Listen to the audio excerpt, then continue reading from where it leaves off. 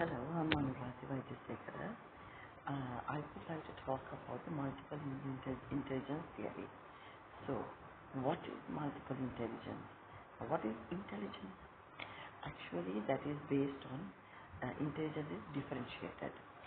The theory posits that people do not just have one cognitive ability, that they have several, right?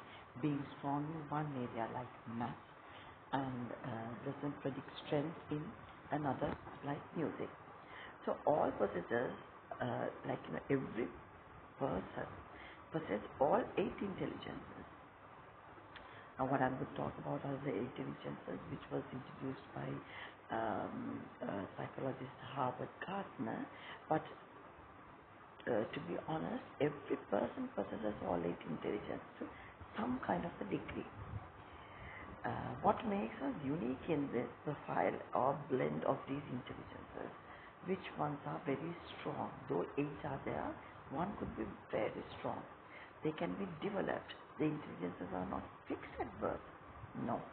They can be nurtured, strengthened, or weakened through experience.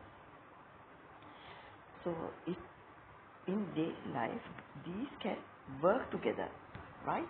In daily life, these these co-abilities, they could work together, and uh, they are typically used simultaneously to solve problems in daily life.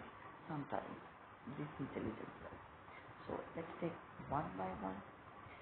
Uh, there are almost eight intelligences. First one, linguistic, logistical, mathematical, spatial, bodily kinesthetic, musical, interpersonal, intrapersonal, and naturalistic. Right, if I just take one by one. Okay. Verbal linguistic intelligence. Now, in this is ability to learn languages, the effective use of language for communication and thought. The core abilities are sensitivity to the nonsense, order, and rhythm of words, mastery of syntax, semantics, and pragmatics. Next one, if we talk about the key skills in the languages, they are very good in storytelling, explaining, teaching, analyzing of a language, and they can give the humor, and reading, and common professions.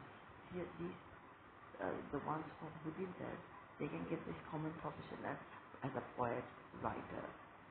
Right. Let's go with the next one. Logical mathematical intelligence. What is that? Ability to analyze problems. Exactly right. Numbers, reasoning, very smart in that. This involves an ability to reason, logic, and abstract thought to solve problems. The core abilities are capacity to calculate, quantify, consider, and the key skills, scientifically thinking, deductive, inductive reasoning, problem solving, abstract thinking. The common professions are for this is scientists, mathematicians. Next one, visual spatial intelligence, capacity to think in images and visualize accurately. So intelligence involves in the think, the three dimensions, and represents spatial words. The core abilities is recognizing, manipulating, and record patterns. What are the skills? They have visualization, mental rotation of objects, drawing, painting, mapping. So common professions would be architects, artists, sculptors, interior designers. Yes. Next one, bodily kinesthetic intelligence. They have the ability to use the body effectively for expression or problem solving. So this involves coordination, balance, and motor control. So commonly they could be dancers, athletes, right? And acting, sports, crafting, that is possible. Then musical intelligence. This is capacity to recognize and compose and appreciate musical forms. So their common characteristics will be musicians, composers, sound engineers, right? The cohabit, they have the ability to non-verbal sounds. They have the ability to hear and reproduce melodies and deep emotional connection to music.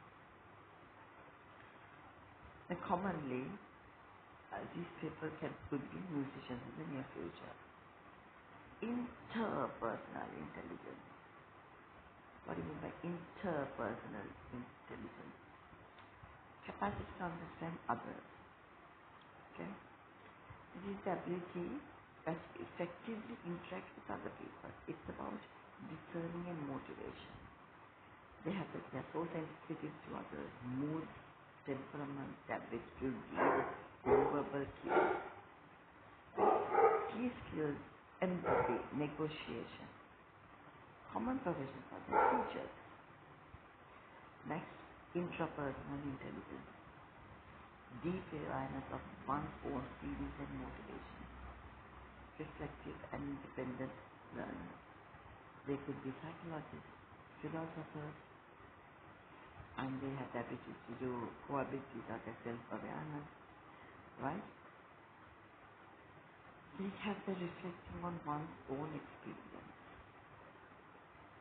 The naturalistic intelligence, what do we mean by naturalistic? This intelligence develops or recognizes, classifying the countless species of flora and fauna, sensitive to the natural world very much, identifying patterns in nature, and they love the nature. Gardening, farming, identify plants and animals, understanding ecosystems. So they could be biologists, naturalists, conservationists. So, and there's one more, the ninth possible one, intelligence. Gardner has also contemplated in the ninth intelligence.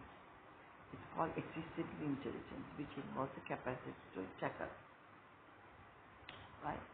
So these strengths and limitations promote recognition of diverse talents, encourages creativity in teaching strategies.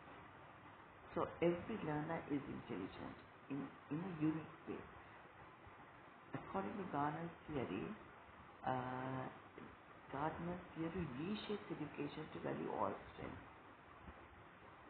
There's a quote to say, it's not how smart you are, but how you are smart to show your talent. Thank you.